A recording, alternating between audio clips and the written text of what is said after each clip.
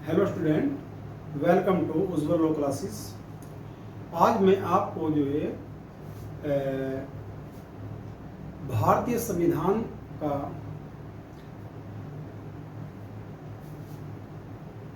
शोषण के विरुद्ध अधिकार आर्टिकल 23 से 24 पढ़ाऊंगा। उसके बाद ये धर्म स्वतंत्रता का अधिकार आर्टिकल 25 से 28 तक, संस्कृति और शिक्षा संबंधी अधिकार आर्टिकल 29 और 30 के बारे में बताऊंगा। उसके बाद 31 और 31 ए बी सी के बारे में बताऊंगा, जो कि परीक्षा की दृष्टि से बहुत ही महत्वपूर्ण है। देखो, पहला अधिकार है इसमें मौलिक अधिकार, शोषण के विरुद्ध अधिकार। ये अधिकार जो है नागरिक और अनागरिक दोनों को प्राप्त है। नंबर एक तो बात ये शोषण के विरुद्ध अधिकार जो है राज्य के विरुद्ध प्राप्त है और प्राइवेट व्यक्ति के विरुद्ध भी प्राप्त है। दूसरी बात, इस अधिकार मौलिक अधिकार के माध्यम से जो यहाँ पर शोषण का किया जाता था आम जनता का, अमीर लोगों द्वारा, उसको जो है प्रोहिबिटेड किया गया। और इसके शोषण के विरुद्ध अधिकार के माध्यम से संसद ने आर्टिकल 35 के अनुसरण में कानून बनाए गए, जिससे कि व्यक्तियों का शोषण ना हो। यहाँ शोषण की जो बात की गई है वह की गई है कि मानव का दुर्व्यापार, जो सदियों से इनडायरेक्टली अगर देखी जाए तो दास प्रथा का अंत किया गया है। इसमें मानव दुर्व्यापार विश्व की सबसे बड़ी समस्याओं में से एक है और भारत भी उससे अछूता नहीं रहा। भारत में भी नारी क्रय विक्रय आज तक भी जारी है, जिसमें कि भारतीय दंड संहिता के अंतर्गत उसको जो है पनिशेबल किया गया है, लेकिन फिर भी चल रहा। तो मानव दुर्व्यापार और बेगार, ये दो भारतीय समाज पर कलंक थे, जिसको कि शोषण के विरुद्ध अधिकार के में जो है समाप्त करने का प्रयत्न किया गया। और इस अधिकार का मौलिक अधिकार का के माध्यम से जो है यहाँ कानून बनाए गए संसद द्वारा। तो मानव का दुर्व्यापार, बेगार तथा इसी प्रकार का अन्य बलात्श्रम को प्रतिषेधित किया गया है, प्रोहिबिटेड किया गया आर्टिकल 23 के माध्यम से। लेकिन इसका एक अपवाद भी है। अगर राज्य को सार्वजनिक प्रयोजन के लिए जबरदस्ती कार्य कराना आवश्यक है तो वह करा सकता है, लेकिन इसमें धर्म, जाति, लिंग, जन्म स्थान के आधार पर कोई विभेद नहीं किया जाएगा। ये बात ये यहाँ पर बताई गई है। तो इस प्रकार से यहाँ पर बंधुआ मजदूर उन्मूलन अधिनियम बनाए गए। नारी के क्रय विक्रय को प्रोहिबिटेड करने के लिए संसद ने कानून बनाए। और यहाँ ये भी बात भी कही, सुप्रीम कोर्ट ने दीना बनाम भारत संघ के मामले में एक बात कही कि जो जेल में कैदी हैं, कारावासित व्यक्ति हैं, अगर उनसे कार्य कराया जाता है तो उनसे भी उचित मजदूरी दी जाएगी। ये दीना बनाम भारत संघ के मामले में कहा गया है। और बंधुआ Mukti Morcha versus union of India का जो मामला है, जो कि एक लोकहितवाद था, उसके माध्यम से भी सुप्रीम कोर्ट ने जो है यहाँ पर जो मजदूरों पर एक बेगार ली जाती थी और उनका जो है उस बेगार का यानी उस कार्य का कोई पैसा नहीं दिया जाता था, उसको भी प्रतिबंधित या प्रतिषेधित किया गया है। उसके बाद है आर्टिकल 24, जो कि 14 वर्ष से कम आयु के बालकों को जो है किसी खान में, कारखानों में या अन्य जोखिमपूर्ण कार्यों में नियोजित नहीं किया जाएगा। ये एक प्रोहिबिटेड किया गया है, क्योंकि उनकी बाल्यावस्था होती है और वे समाज के लिए, देश के लिए बड़ा योगदान दे सकती हैं। लेकिन वो अगर जोखिमपूर्ण कार्यों में या कारखानों में या खान में नियोजित कर लिए गए तो उनका बाल्यकाल समाप्त हो जाएगा। लेकिन उस मौलिक अधिकार होते हुए भी लेकिन बालक फिर भी क्या नाम जो है इस प्रकार से दिया सराय फैक्ट्री में या किसी विस्फोटक पदार्थ फैक्ट्री में या जहाँ धूल वगैरह या कांच फैक्ट्री थी या खान थी, वहाँ पर कार्य करते पाए गए।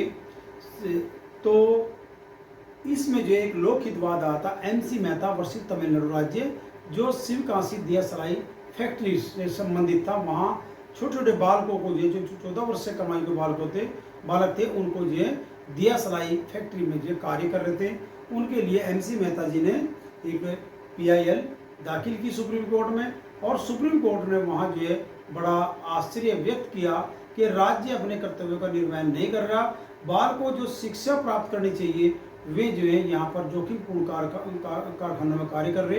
तो इसमें जो है विस्तृत रूप से गाइडलाइंस जो है सुप्रीम कोर्ट ने जारी की थी बालकों के लिए। उसके बाद आता है धर्म स्वतंत्रता का अधिकार, जो कि चौथा मौलिक अधिकार है।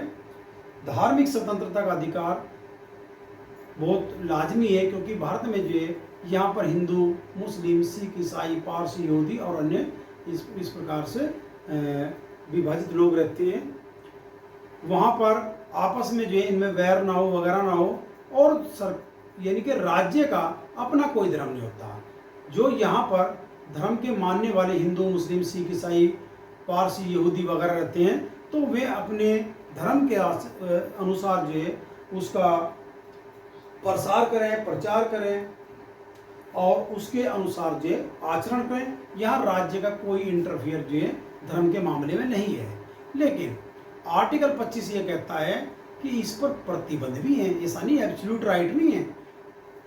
प्रतिबंध कौन से हैं जो कि एग्जाम में आते हैं, बहुत से बार आए हुए हैं। सार्वजनिक व्यवस्था, अगर पब्लिक ऑर्डर की आवश्यकता पड़ी तो धर्म का जो आचरण है, प्रचार है, प्रसार है, उसको प्रोहिबिटेड किया जा सकता है गवर्नमेंट द्वारा।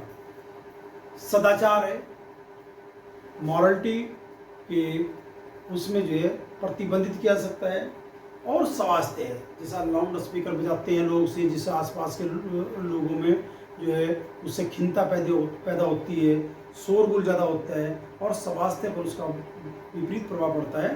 तो ये 3 अपवाद हैं, लोक व्यवस्था, सदाचार और स्वास्थ्य के हित में जो है प्रतिषेधित किया जा सकता है आर्टिकल 25 के अंतर्गत प्रदत्त मौलिक अधिकार, जो सभी धर्मों को अपने धर्म के अनुसार जो है आचरण करने का, प्रचार करने का और प्रसार करने का। इसमें जो है किसी व्यक्ति को जबरदस्ती आप धर्म में अपने कन्वर्ट नहीं कर सकते, ठीक है। अगर किसी की इच्छा है किसी धर्म में भी वो कर सके, जा सकता है, कोई दिक्कत नहीं है। उसके बाद और आर्टिकल इतने महत्वपूर्ण नहीं है। आर्टिकल 28 जो है बहुत ही महत्वपूर्ण है। अगर राज्य निधि से पूर्णतः पोषित कोई शिक्षण संस्थान है तो वहाँ पर जो है कोई भी किसी भी धर्म का व्यक्ति जो है शिक्षा ग्रहण कर सकता है, और वहाँ उस राज्य निधि से पूर्णतः पोषित शिक्षण संस्थान में धार्मिक शिक्षा नहीं दी जा सकती है। इसको प्रोहिबिटेड किया गया है, ये भी एक क्वेश्चन है। उसके बाद जो है आता है 5वां मौलिक अधिकार, संस्कृति व शिक्षा संबंधी मौलिक अधिकार आता है। आर्टिकल 29 के अंतर्गत भारत क्षेत्र में रहने वाले नागरिकों को के सभी वर्गों को अपनी भाषा, लिपि, संस्कृति को बनाए रखने का पूर्ण अधिकार प्रदान किया गया। इसमें सभी लोग आ जाते हैं, चाहे हिंदू हो, सिख हो, ईसाई हो, पारसी हो, यहूदी हो, उनको जो है यहाँ पर अपनी भाषा, लिपि और संस्कृति को बनाए रखने का अधिकार है प्रदान किया गया है। और सभी वर्ग जो है अपनी शिक्षण संस्थान जो है स्थापित कर सकते हैं। सभी वो भाषा के आधार पर लिपि आदि इस प्रकार से प्रोटेक्ट करने के लिए यहाँ पर शिक्षण संस्थान स्थापित करने का अधिकार सभी वर्गों को दिया गया है, चाहे इसमें हिंदू हो, सिख हो, ईसाई हो या कोई भी हो, मुस्लिम हो, सभी को जो शिक्षण संस्थान स्थापित करने का अधिकार आर्टिकल 29 में सभी को दिया गया है। आर्टिकल 30 में केवल अल्पसंख्यक वर्गों को शिक्षण संस्थान स्थापित करने का और उसका प्रबंध करने का अधिकार दिया गया है। यानी कि अल्पसंख्यक वर्ग जो है अपनी शिक्षण संस्थान स्थापित कर सकते हैं और उसका प्रबंध भी कर सकते हैं। ये केवल माइनॉरिटी का नाम लोगों को दिया गया, अल्पसंख्यक लोगों को प्रदान किया गया है, चाहे मुस्लिम हो, चाहे ईसाई हो, चाहे वे सिख हो या जैन्स हो, सभी को प्रदान किया गया। अल्पसंख्यक जो माइनॉरिटी के अंतर्गत आते हैं, राज्य ने जिनको अल्पसंख्यक घोषित किया गया उन व्यक्तियों को। अब एक विवाद था कि अलीगढ़ मुस्लिम विश्वविद्यालय क्या एक अल्पसंख्यक शिक्षण संस्थान है, क्या उसको जो है मुस्लिमों को उसका प्रबंध करने का अधिकार है? तो यहाँ पर 1968 में एक केस सुप्रीम कोर्ट ने डिसाइड किया था, अजीज बासा वर्सेस भारत संघ, अजीज भाषा वर्सेस भारत संघ के मामले में सुप्रीम कोर्ट ने कहा कि अलीगढ़ मुस्लिम विश्वविद्यालय संसद के एक अधिनियम द्वारा स्थापित किया गया है, तो ये स्थापित किया गया, भले इसका प्रबंध जो है मुस्लिमों को सौंप दिया गया हो, वह अल्पसंख्यक शिक्षण संस्थान नहीं है। ये जो है इस केस में कहा गया था। यानी कि दोनों चीज होनी चाहिए, अल्पसंख्यकों द्वारा उसकी स्थापना की जानी चाहिए और उसका प्रबंध भी किया जाना चाहिए, तभी वह अल्पसंख्यक शिक्षण संस्थान के रूप में मानी जाएगी, अन्यथा नहीं मानी जाएगी। इस केस में कहा था। आर्टिकल 30(1) में पूछा जाता है कि बताइए आर्टिकल 30 शिक्षण संस्थान अल्पसंख्यक वर्गों को किसमें स्थापित करने का, प्रबंध करने का अधिकार है, तो आर्टिकल 30(1) के अंतर्गत ये इनको ये करने का अधिकार है।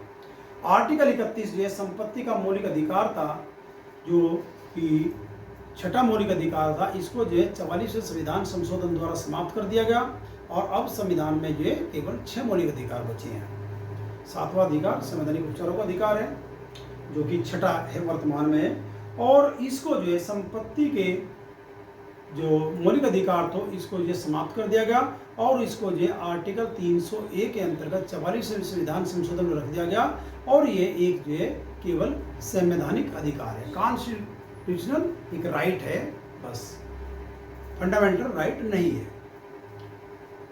आर्टिकल 31A और 31B ये प्रथम संविधान संशोधन अधिनियम 1951 द्वारा जो है यहाँ संविधान में जोड़े गए और इनके जोड़ने पे 31, ये तो इतना महत्वपूर्ण नहीं है, 31B जो है परीक्षा की दृष्टि से बहुत महत्वपूर्ण है। जो प्रथम संविधान संशोधन द्वारा संविधान में 9th शेड्यूल जोड़ा गया था और 9th शेड्यूल को प्रोटेक्ट करने के लिए अगर 9th शेड्यूल में कोई अधिनियम रख दिए गए और वे जो है मौलिक अधिकारों का अतिक्रमण करते हैं, वायलेशन करते हैं, तो 31B में कहा गया है वे जो है संवैधानिक माने जाएंगे, चाहे भले ही वे नागरिकों को प्रदत्त मौलिक अधिकारों का उल्लंघन ही क्यों न करते हों। ये बात जो 31B के अंतर्गत रख दी गई। अब सरकार ने जो है जो भूमि विधियां थी या अन्य लोक कल्याणकारी जो अधिनियम थे या नियम थे या विनियम थे, उनको जो 9th शेड्यूल में रख दिया गया। जब केशवनंद भारतीय केस आ तो 9th शेड्यूल और 31B पर भी प्रश्न चिन्ह लगाया गया कि 31B जो है यहाँ पर, क्योंकि अनुसूची 9 को प्रोटेक्ट करती है, इसीलिए यहाँ पर यह भी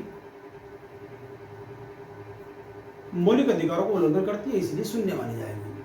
तो केशवनंद भारती के मामले में 24 अप्रैल 1973 को जो निर्णय हुआ था उसमें जो सुप्रीम कोर्ट ने कहा कि 24 अप्रैल 1973 से पूर्व जो अधिनियम 9th शेड्यूल में रख दिए गए उनको उनकी वैधानिकता के बारे में चुनौती नहीं दी जा सकती। लेकिन 24 अप्रैल 1973 के पश्चात जो भी अधिनियम जो है यहाँ पर 9th शेड्यूल में रखे गए हैं उनका जो है न्यायालय द्वारा न्यायिक पुनरावलोकन किया जा सकता है। अगर वे संविधान के मूलभूत ढांचे को नष्ट करते हैं तो उनको जो है असंवैधानिक घोषित किया जा सकता है। उसके बाद चलता रहा और यहाँ सरकारों ने अपनी मनमर्जी से वहाँ अनुसूची 9 को जो है आम बात बना दिया गया और वहाँ जो भी कहना प्रोटेक्ट करना था अधिनियम वहाँ रखते रहे, चाहे वो आरक्षण का ही था।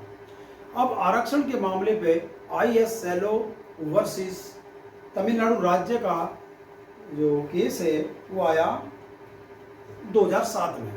उसमें जो है 9 न्यायाधीशों की पीठ ने तमिलनाडु राज्य द्वारा जो 68% रिजर्वेशन जो है 9th शेड्यूल में रख दिया गया था उसको असंवैधानिक कहा और ये कहा कि ये जो संविधान के मूलभूत ढांचे को नष्ट करता है, इसीलिए असंवैधानिक है। और ये कहा कि 24 अप्रैल 1973 के पश्चात ये जो 9th शेड्यूल में अधिनियम विनियम वगैरह रखे गए हैं उनका न्यायिक पुनर्विलोकन सुप्रीम कोर्ट कर सकता है। लेकिन उसके बावजूद भी बाद में भी इस प्रकार से अधिनियम जो है सरकार ने रखे हैं अपने केवल जो है मत प्राप्त करने के लिए और कुछ नहीं है यहाँ। उसके बाद एक आर्टिकल 31C जोड़ा गया संविधान में, ये 25वें संविधान संशोधन द्वारा जोड़ा गया। इसके अंतर्गत क्या किया गया प्रोटेक्ट करने के लिए कि आर्टिकल 39 बी व सी को जो है यहाँ रख दिया गया और ये कहा गया कि अगर 39 बी और सी के अंतर्गत जो कानून राज्य द्वारा बनाया जाएगा भले ही वह आर्टिकल 14 का और 19 का उल्लंघन ही क्यों नहीं करता हो, वो संवैधानिक है। नंबर एक बात। नंबर दूसरी बात इसमें जोड़ दी गई कि जो कानून 39 बी और सी के अंतर्गत बनाए जाएंगे, जो प्रोटेक्ट किए गए हैं, उनका न्यायिक पुनरावलोकन भी नहीं हो सकता। यानी कि न्यायिक पुनरावलोकन की शक्ति को पूर्ण से छीन लिया 39 बी और सी के अंतर्गत। अब इस मामले में भी 25वें संविधान संशोधन को केशवानंद भारती के मामले में चैलेंज किया गया था और केशवानंद भारती के मामले में ये कहा सुप्रीम कोर्ट ने कि जो 39 बी और सी यहाँ पर प्रोटेक्ट किया गया है और उसके लिए कानून बनाती है सरकार, भले वो आर्टिकल 14 या 19 का उल्लंघन करती हो, वो संवैधानिक है, उसको संवैधानिक मान लिया गया सुप्रीम। लेकिन दूसरी चीज कि न्यायालय इसका न्यायिक पुनरावलोकन भी नहीं कर सकता, इसको जो है असंवैधानिक घोषित कर दिया गया केशवानंद भारती के मामले में। अब उसके बाद जो है गवर्नमेंट ने, सेंट्रल गवर्नमेंट ने 42वां संविधान संशोधन किया और जितने भी आपके नीति निर्देशक तत्व हैं सभी को जो है आर्टिकल 31C में रख दिया गया और इनके अंतर्गत यानी कि राज्य अगर नीति निर्देशक तत्व बनाता है, लोक कल्याण के लिए बनाता है, अगर वे लोक कल्याणकारी विधियां आर्टिकल 14 या आर्टिकल 19 का उल्लंघन करती है तब भी वो संवैधानिक मानी जाएंगी। इस संविधान संशोधन द्वारा ये बात कर दी गई। अब इसको चैलेंज किया गया Minerva mills versus union of India के मामले में और मिनर्वा मिल्स के मामले में सुप्रीम कोर्ट की 5 जजों की संविधान पीठ ने यह निर्धारित किया कि 42वां संविधान संशोधन, केवल 42वां संविधान संशोधन के अंतर्गत जो अमेंडमेंट करके 31C में रखा गया है वो असंवैधानिक है, उसको अनकॉन्स्टिट्यूशनल डिक्लेयर कर दिया। तो अब क्या बचा 31C में? 31C में जो 25वें संविधान संशोधन द्वारा आर्टिकल 39 बी और सी जोड़ी गई थी वे तो एज इट इज आज भी कायम है। यानी कि उनके अंतर्गत जो है सरकार कानून बना सकती है और सरकार उनके अंतर्गत अगर कानून बनाती है और वे कानून जो है आर्टिकल 14 या आर्टिकल 19 का उल्लंघन करते हैं तो वह तो संवैधानिक है। लेकिन 42वें संविधान संशोधन को जो है मिनर्वा मिल्स मामले में 31C के पर्पस के लिए यहाँ असंवैधानिक घोषित कर दिया था। थैंक यू आज के लिए।